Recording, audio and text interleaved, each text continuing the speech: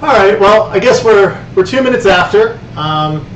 So again, welcome everybody. Today we are going to be drinking Spanish wines, but not the typical Spanish wines that you normally hear about. So the typical wine is Tempranillo. That's what Spain is most known for. Rioja is the region that they are really, really internationally known for, and we're going to kind of touch on why that is. The other high-quality region in Spain that was designated as the highest quality is Priorat. That's on your map in the little pink stars, just so that way you have a frame of reference of where those are.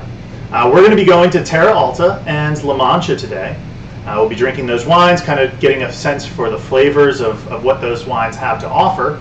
We're going to move through a little bit of Spanish history while you guys sit and enjoy your wine after the tasting notes.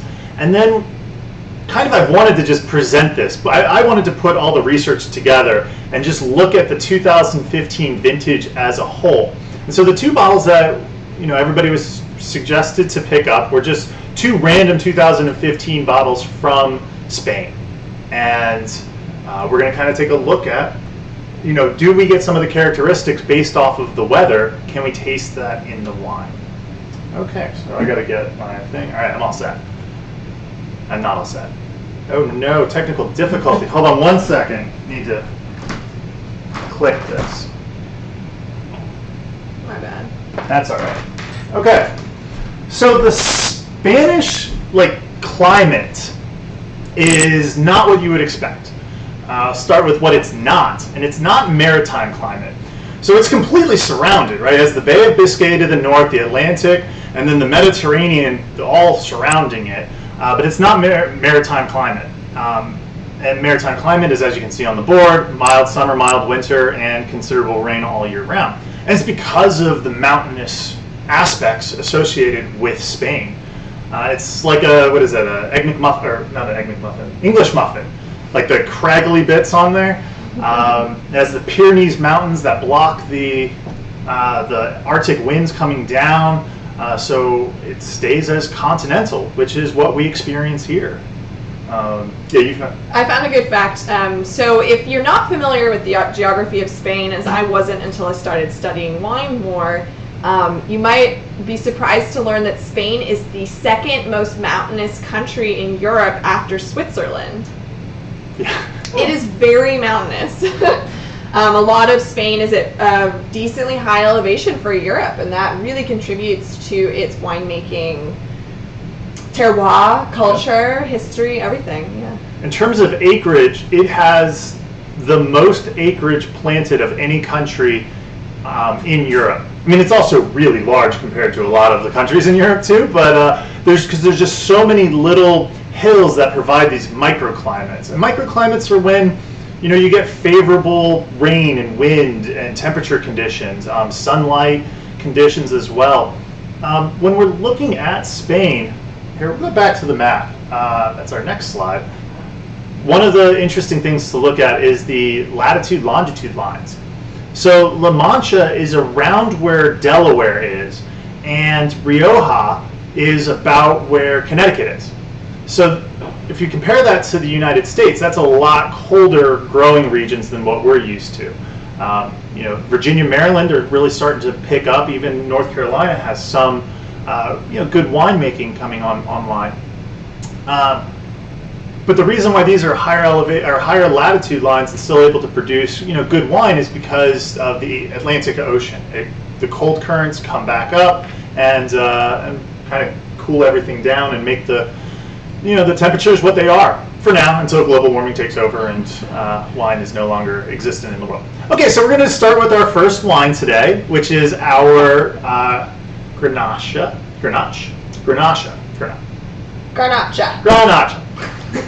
Also known as Grenache in France. And this is actually a blend of some international varietals as well, like Syrah and Merlot. And it's aged in French oak, which is not as typical for Spain. A lot of Spain wants American oak because the French oak has a tighter grain on it and it doesn't allow a lot of oxygen to come in. And so if you are working with Tempranillo and Garnacha and Mourvedre, these, or I mean Monastrell, not Mourvedre. Yeah, well, it's the same thing. Same thing. You want the American oak, the oxygen, to come in during the barreling, because then it helps kind of calm down the really big, bold reds. I heard a bop. Okay. So this has 18 months on French oak and calcareous rock. So, yeah, it's fun facts. All right, so now we're going to enter the interactive period. So on the nose, do you get red plums or do you get orange? So feel free to give a thumbs up if you get plums, or a peace sign if you get orange. All right, we got some thumbs coming up. Yeah, definitely getting plum on this. Yeah. It's like a very red plum. All right, so moving on to the next smell question that we have for today.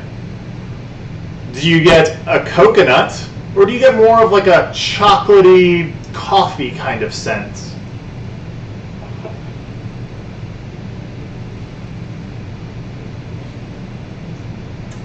Yeah. Seeing some peace signs? Seeing some peace signs. All right. Yeah, so definitely with this, it's more of the kind of, I wouldn't say rustic, because it smells clean and it smells fresh. Not dark and dirty, but still very, very nice. Those secondary, tertiary flavors coming through, which is just wonderful. So now, if everybody wouldn't mind cheersing your glass. Cheers. Cheers. We're going to taste for the first time on this.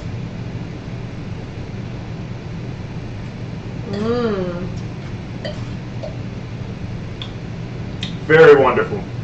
We actually get a lot of the same essences that we expected from the nose. We actually get on the palate and in the mouth, which is really a great, I like that. I enjoy that. Sometimes I like to be tricked, but other times I really like to just have it be one cohesive story that it's telling.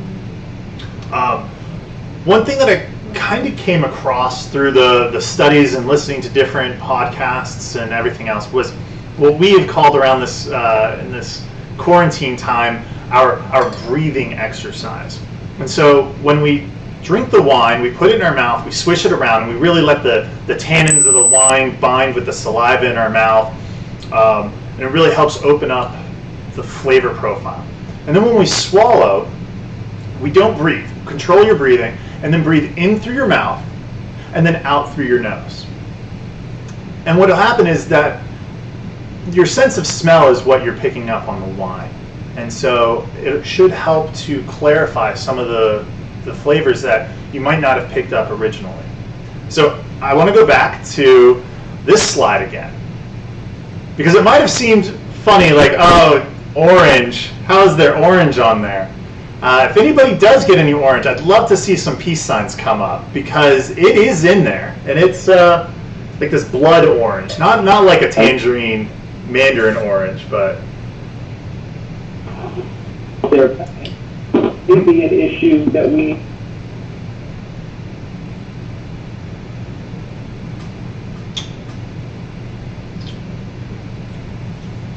Anyone getting any blood orange? Any peace signs? Any peace signs? Nice! All right, got a little bit. Yeah, maybe. Cool. I can deal with that. Yeah, I put it up there as like, oh, there's no way that it'll taste like orange. And then I was like, oh, wait, actually, I kind of feel it really does. It doesn't taste like tangerine, though. Not like tangerine. Definitely not like tangerine. All right. So we're going to set that one aside for a little bit. And we're going to move on to La Mancha.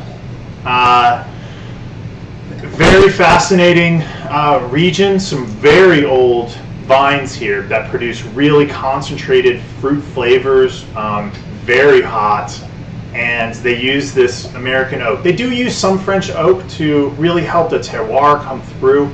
2015, well, we'll get into the conditions of 2015 later, like I said, but, oh God, oh no, hold on one second. All right, where was I? Yeah, so 2015, really great vintage for Monastrell. All right, so on the nose, we're going to flip to the slide here. Is anybody getting between like a floral nose or like a campfire smoking, smoldering wood? Right? See some thumbs. I see some peace signs. Yeah.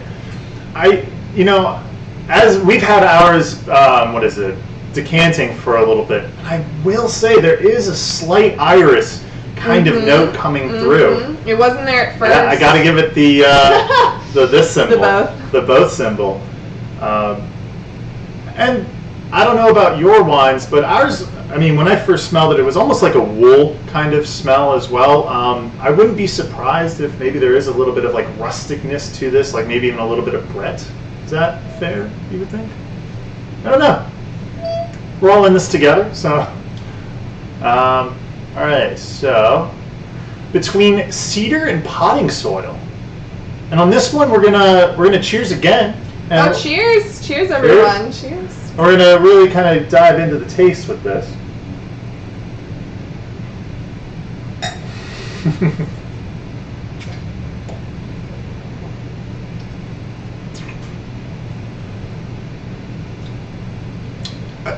Again, on this one, the tasting notes said that it was cedar, and that's why I put it up there. Me personally, I am all about. That's the victory sign. That's peace sign. Oh, I'm all about the peace. Oh yeah, I see. You have to have the thumb out. I think there's a lot of this sort of like potting soil earth in a very pleasant way. I mean, sometimes some wine tasting notes can almost sound kind of funny, like do you really want to drink potting soil? But it's actually quite lovely. Yeah. So, Cynthia, I believe that you said that you had a Monastrell, but not the one from Total Wine. Was that correct? Yeah, I have the Tarima Monastrell. Okay. How was that in terms of the tasting notes? Did you get any four of the that we put up, the campfire, flowers, cedar, or potting soil? I get some cedar flavor. Cool. Very cool. Yeah, that's probably going to come. A lot of that's going to come from the oaking, right? When they put in those mallow essences into the wine, it's going to impart that cedar flavor. The one that we picked up from Total Wines, it's interesting. Will say though that when we were studying for Monastrell, the Trader Joe's wine was awesome. There's a Trader Joe's Monastrell from Umeå, and that was quite lovely. I believe it had a silver label with a tree. I'm blanking on the producer right now. But if you're at Trader Joe's and you want to give it a try, we enjoyed it a lot. Trader Joe's has been knocking it out of the park with the value wines, for sure. They really have great value. Yeah, absolutely. And very knowledgeable staff who can help direct you towards whatever you're looking for. Yeah. All right, and one last slide on this one. I always say you should try to determine black fruits versus red fruits. And so although we have blackberries versus strawberries, it's more of, do you get black fruits or red fruits on this one? So let's see them all come up. Everybody that's on the webcam, if you wouldn't mind. Yeah? Yeah? Seeing one? Yeah. Yeah. This one's definitely got the black fruits in it. I think that's the clear winner. The clear winner on that one. All right, so feel free to sit back, and I'm going to kind of talk a little bit about Spain's history. Real quick. There's this Columbus guy. He went, sailed. The Huguenots went over to the New World, and they took wine with them, wine practices. Outside of sherry, really, Spain didn't transport wine. They drank a lot of the wine. It was really not scientific, not refined, not clean. There was no preservatives that were added that they could even ship it across. They had huge vats that were just open. When we get wine today, we are in like a golden era of drinking wine. There aren't wine faults like there was back in the day. People would actually say this tastes like field mouse, probably because a field mouse went in and died in the vat of wine. I mean, what a way to go out. But things are a lot cleaner nowadays. But in 1855, phylloxera hit France. And what phloxera is it's this guy. It's gross. It attacks the vines. That's the larva growing. We're going to move on from that slide. Okay. But when phloxera hit France, the French wine producers, they wanted their wine, but all their crops were dead, and the Pyrenees Mountains actually protected Spain's grapes that were growing from phloxera. So we have a migration of these French wine producers with their culture, their technology, their scientificness, the cleanliness. And then they go down to Spain and they're like, hey, we want wine up there. We're going to teach you how to make wine. We're going to make wine with you. And they introduced the wine barrel. The wine barrel, being such a smaller volume, actually imparts characteristics to the wine that enables it to be shipped just by itself. You don't have to add extra preservatives, especially at that time, and the quality of wine people were expecting to drink. And so that was a really big time for Spain, and it put them more on the map. Spain is the number 3 wine producing country in the world. Yes. Yeah. But they had that time in 1855 when France was pretty much shut down, and then there was ways where through grafting of the vines to the rootstocks they were able to move past that and produce more. Phloxera didn't hit Rioja until 1901, and that really kind of set Spain back, and it kind of fell out of the picture. I mean, at that time America has prohibition, so really, and a lot of prohibition around the world was starting to really kind of take root, and so there wasn't as much money being invested in the fields, and growing wine is hard work. In the 1950s, however, we see large co-ops coming in and taking back over, especially Rioja. There's all this cheap land now, and they can agglomerate all the farmers to grow for them, and we still have essence of that today. There's not too many independent growers coming out of Rioja compared to the large corporations. It's from that time. In 1986, though, we see the EU giving financial support to a lot of the smaller regions of Spain to start their wine production, which is really great. What are some? I mean, I can't really think. I should have written that down before doing this. However, some of the little not Rioja, not Pre-Rot regions, like what we're drinking today, have really great wines coming out of there. At great prices. At great prices, yeah. At 1990s, we start to see more people coming into the region to market this to the broad world, get it out of Spain and start shipping it and being competitive in the international market. And to do that, international varietals come in. People love their Cab, they love their Merlot and Syrah. But Spain really is holding on to their traditions. They're holding on to their varietals that they've made really well known. The number 1 white, I would believe, is Albarino. And then with the reds, we have Tempranillo, Monastrell, and the Garnacha. So the ones, the upper tier stuff, I'm looking forward to it. I have all the wines sitting in my office still. We were going to do a Spain lecture before we had to leave. Yeah, it was literally like the week that we get shut down, we were about to have this. It was amazing wine. It is amazing It wine. is amazing It currently wine. still exists. It still exists. So that's something to really look forward to. And now, my homework, what I did for you guys, was to take all of 2015. So this is Wine Spectator. And they give ratings on vintages, and then they write why they believe this vintage is awesome. And they don't give everything 90s. A lot of it is actually in the 80s, and then they tell you whether you should drink it now or anything like that.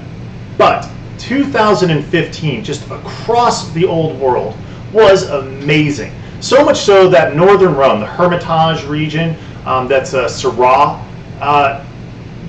Wine Spectator said it sets the new benchmark for what Syrah can be. And fascinating words. When I first got into wine, one of the things that I heard was take the classes, learn about it, so that way you appreciate it, but mainly so that way when you go to a wine store, or like if you're out at restaurants and you have to order a bottle of wine for the table, you know what you're looking for, you know what you're talking about, and you can at least say like, oh, I heard that 2015 was a great vintage in the old world. I heard it once. And people will chime in and be like, oh yeah, no, that's definitely true, yeah. And so here's some of the notes that Wine Spectator provided. So if we look up at, well, we were pretty close to pre-rot. So it was a really hot summer with a cool fall that helps produce balanced wines. And so that was the first one that we had, was the Terra Alta. It's just south of pre-rot. And I think that this wine shows very well for a $20 bottle of wine.